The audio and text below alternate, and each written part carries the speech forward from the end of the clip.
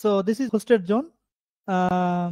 একটা hosted zone, আমি hosted জোনটা আগেই ক্রিয়েট করেছি রেখেছি, কারণ কি আপনাদেরকে দেখাতে হলে তখন কিন্তু প্রোপাগেশনের একটা ব্যাপার আছে, ডোমেইন নেম প্রোপাগেশন। ওকে, তো এটা কিন্তু দেড় দিন মানে 24 আওয়ার সময় লাগে, যার কারণে আমি কিন্তু ডোমেইন নেমটা আগে এখানে হোস্টেড করে রাখেছি। ওকে, এমন না যে নতুন একটা ডোমেইন এখন হোস্টেড করলাম এবং সাথে সাথে ওটা পয়েন্ট করব, আসবে না, অনেক সময় লাগবে। এই জন্য এইটাকে আমি আগে করলাম, বিকজ আপনারা জানেন যারা আইটিতে আছেন যে ডোমেইন নেম প্রোপাগেট হতে একটু সময় নেয়। কত লাগে এটা? অনেক মানে সার্ভার, ডিএনএস সার্ভারের জন্য বিভিন্ন রকম হতে পারে, 24 আওয়ার্স, 48 আওয়ার্স এরকম।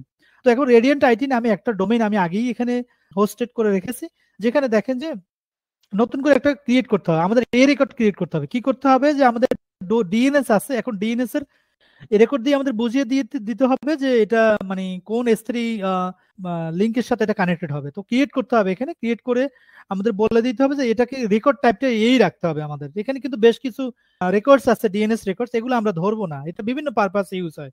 MX record, AAC name record, হ্যাঁ, টেক্সট রেকর্ড, এগুলো বিভিন্ন কাজে লাগে। আমরা যখন ডিটেইলস দেখবো, প্রিমিয়াম কোর্সে থাকবো, তখন হয়তো আমরা এগুলো প্রজেক্টে দেখাবো আমরা তখন ডিটেইলস। ওকে, তো আমরা দেখবো এখানে যে কিভাবে আমাদের পয়েন্ট করতে হয় S3 কে।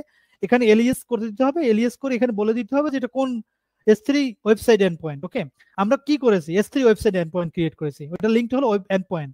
ওকে, কোন রিজিয়ন এটা? এপি সাউথ, মুম্বাই রিজিয়নে করা।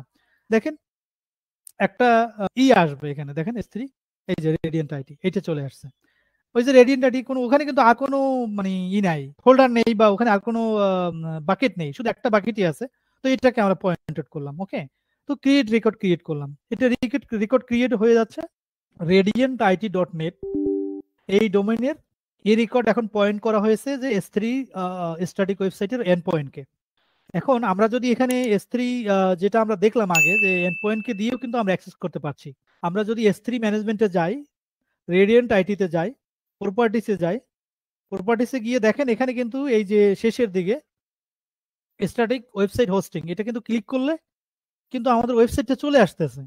এটা তো ডোমেইন না, এটা একটা এন্ড পয়েন্ট, এটাকে আমরা অ্যাক্সেস করতে পারবে না, বা এটা আমরা ইউজাররা মনে রাখবে না, কিন্তু ইউজারদের দরকার ডোমেইন, ইউজাররা মনে রাখে ডোমেইন। তো আমরা দেখবো এখন কিভাবে ওইটা অ্যাক্সেস করা যায়। ওকে, তো আমরা এখানে রেডিয়েন্ট আইডি লিখলেই চলে আসবে, কিছুই না, শুধু ডোমেইনটা লিখলেই চলে আসবে। আমি লিখি এখানে, দেখি হয় কিনা, রেডিয়েন্ট আইডি, এই যে চলে আসছে, দেখতে পাচ্ছেন? Hope you have enjoyed listening to this video. Please be kind, often like and comment any of your queries. We will reply them at the earliest. Do look out for more videos in our playlist and subscribe to the Cloud Experts channel to learn more. Stay safe and keep learning.